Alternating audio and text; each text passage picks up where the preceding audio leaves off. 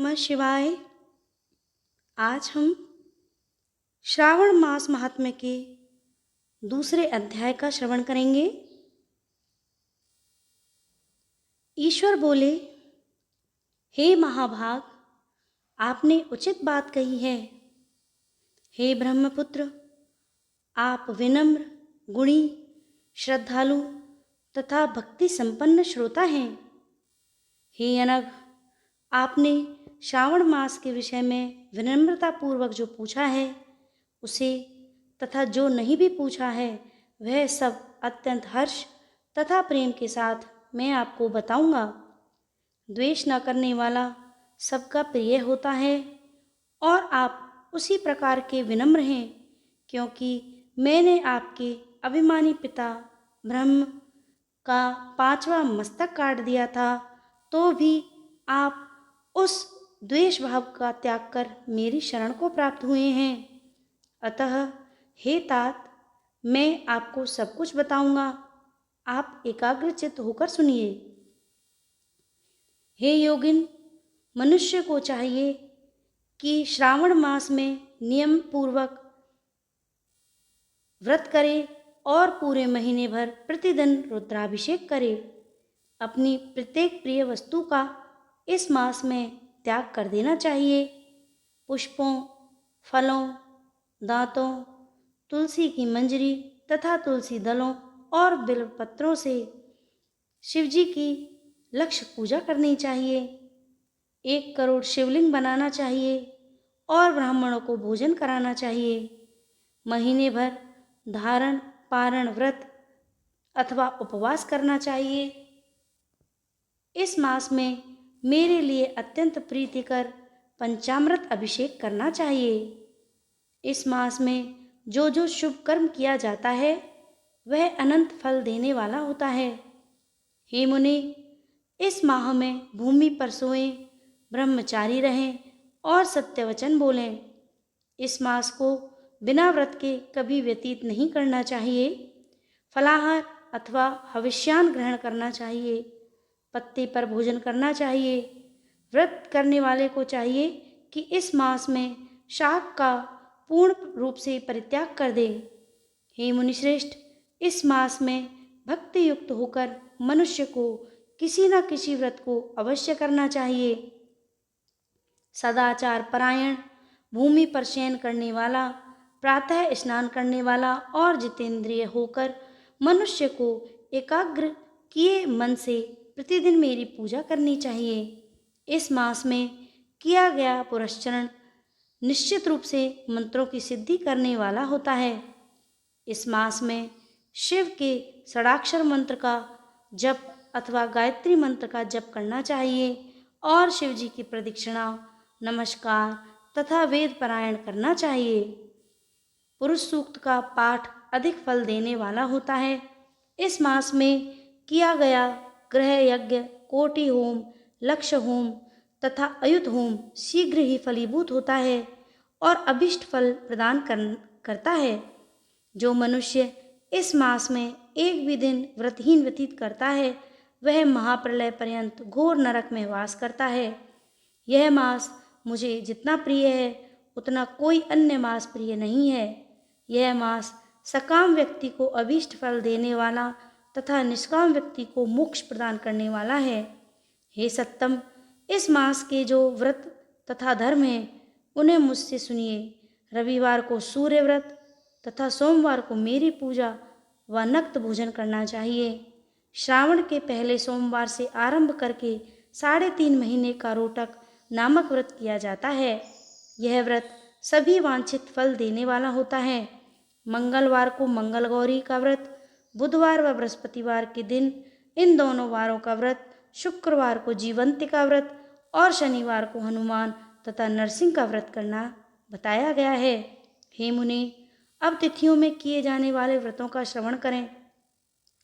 श्रावण के शुक्ल पक्ष की द्वितीय तिथि को औदुंबर नामक व्रत होता है।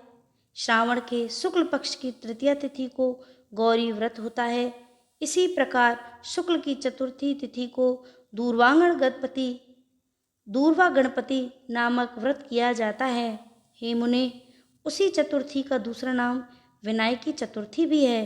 शुक्ल पक्ष में पंचमी तिथि नागों के पूजन के लिए प्रशस्त होती है।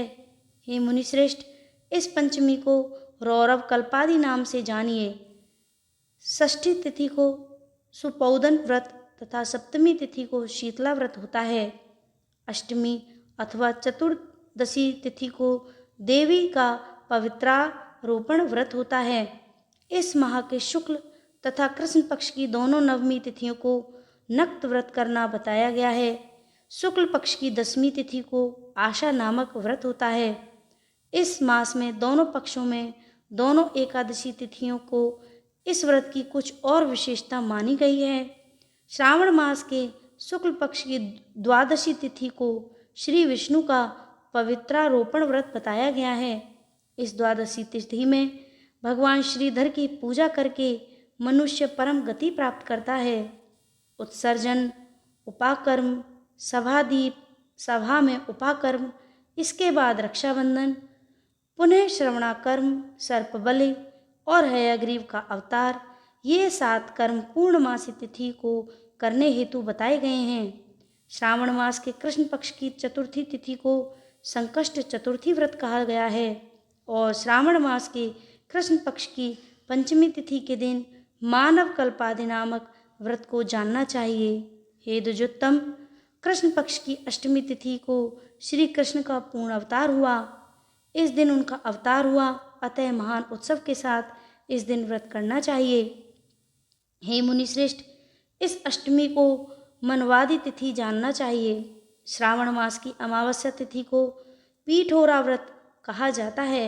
इस तिथि में कुशों का ग्रहण और वृषभों का पूजन किया जाता है। इस मास में शुक्ल पक्ष की प्रतिपदा तिथि से लेकर सब तिथियों के पृथक पृथक देवता हैं। प्रतिपदा देवी तिथि के देवता अग्नि, द्वितीय तिथि के ब्रह्मा, तृतीय तिथि के गौरी और चतुर्थी के देवता गणपति हैं। पंचमी के देवता नाग हैं और षष्ठी तिथि के देवता कार्तिकेय हैं। सप्तमी के देवता सूर्य और अष्टमी के देवता शिव हैं। नवमी को देवी दुर्गा, दशमी के देवता यम और एकादशी तिथि के देवता विश्वेश देव कहे गए हैं। द्वादशी के विष्णु तथा त्रयोदशी के देवता कामदेव हैं।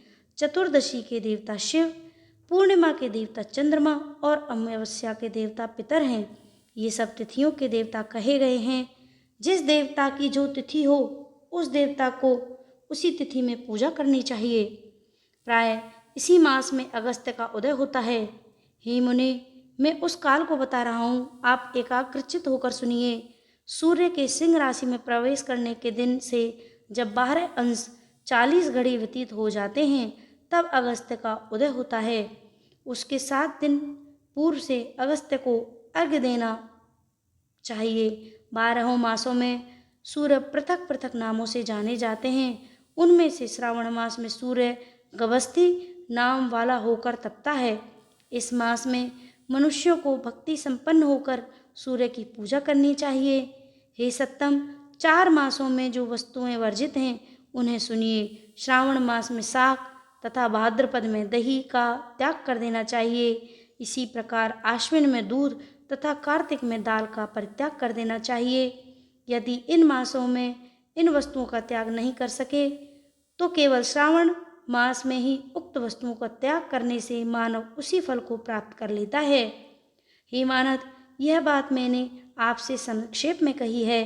हे मुनिश्रेष्ठ, इस मास के व्रतों और धर्मों के विस्तार को सैकड़ों वर्षों में भी कोई नहीं कह सकता। मेरी अथवा विष्णु की प्रसन्नता के लिए संपूर्ण रूप से व्रत करना चाहिए। परमार्थ की दृष्टि से हम दोनों में भेद नहीं है। जो लोग भेद करते हैं वे नरकगामी हैं। अतः हे सनत कुमार, आप श्रावण मास में धर्म का आचरण कर दीजिए। इस प्रकार ईश्वर सनत कुमार संवाद के अंतर्गत श्रावण व्रतोदेश कथन नामक दूसरा अध्याय पूर्ण हुआ। ओम नमः शिवाय। हर हर गंगे।